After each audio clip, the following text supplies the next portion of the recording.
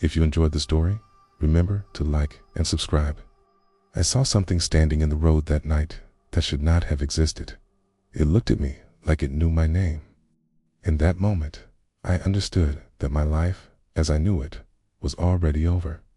I was driving home after a late shift down a stretch of forest road that locals avoided after dark. There were no houses, no streetlights, just trees packed so tightly they blocked out the stars. My headlights cut a narrow tunnel through the darkness, and everything outside, it felt alive and watching. The radio crackled with static, then shut off by itself. The sudden silence made my ears ring. I glanced at the dashboard clock. It blinked once, then went dark. That's when the smell hit me. Rot and damp soil flooded the car like a grave had been opened nearby. I slowed down instinctively, and that was my first mistake. The headlights caught movement ahead. Something stepped into the road. At first, I thought it was a deer. Then, it stood upright. It was tall, way too tall. Its limbs were thin and bent wrong, like they had been broken and set without care. Its skin was pale, stretched tight over bone. Its head tilted slowly, as if it was listening to something I couldn't hear. Slammed on the brakes. The car skidded to a stop just inches away from it. The engine stalled. The lights flickered. The thing leaned forward. Its face had no eyes, smooth skin where they should have been.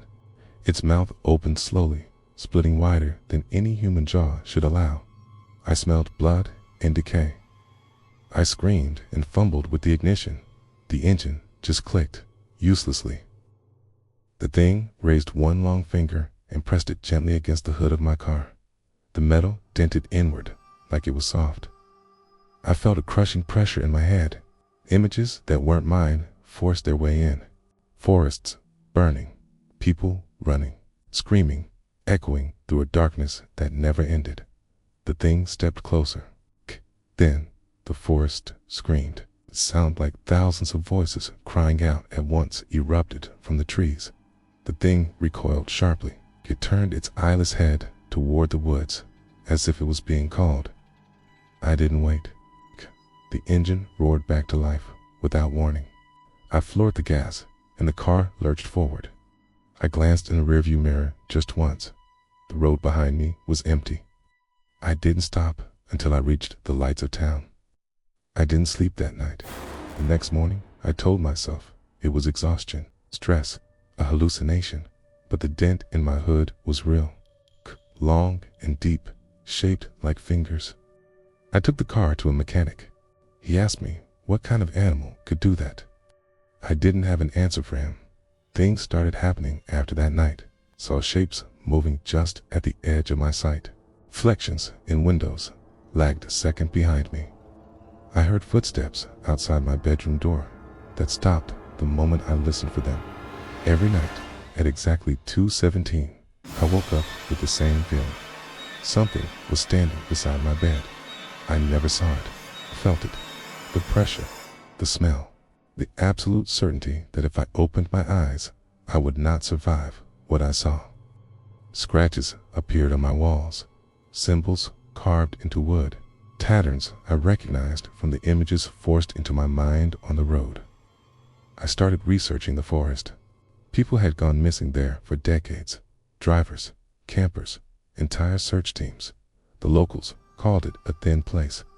A place where something crosses over. They said it hunts those who notice. On the 7th night, the power went out. My house fell into darkness and silence. The air grew cold. The smell of damp soil returned, stronger than before. I heard breathing right behind me. I turned.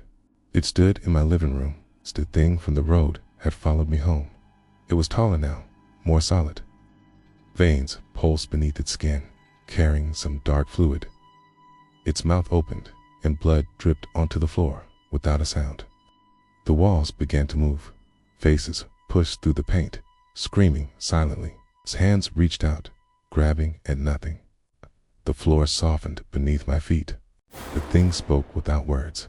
It showed me the truth. It wasn't alone. It was a scout, a watcher. Those forests weren't natural. They were mouths, feeding grounds. Humanity had built roads through places that were never meant to be disturbed. And those who saw were marked. I ran for the door. It didn't stop me. But outside, the street was wrong. The sky was black with no stars. Houses stood empty and dark. Blood dripped from streetlights and pooled on the asphalt. The forest loomed at the end of the road, closer than it should have been. The thing appeared beside me without moving. It wanted me to return. I felt myself being pulled backward. My feet dragged across the pavement, leaving streaks of blood. The ground opened beneath me, and roots wrapped around my legs. Screaming filled the air. Not from me. From beneath the ground. From the trees. From everywhere. I fought with everything I had. And then the sound returned. The same scream that drove the thing away before.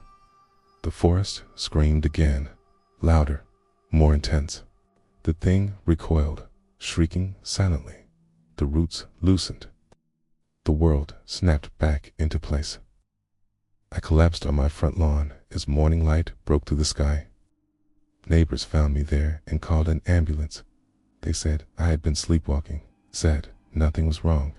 I moved away weeks later. I live in a city now.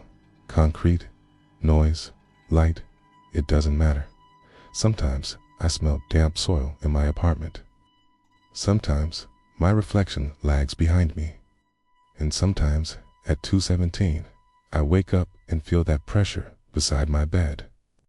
Last night, I found dirt under my fingernails. Forest dirt. I think it's waiting for me to go back. I think one night I will.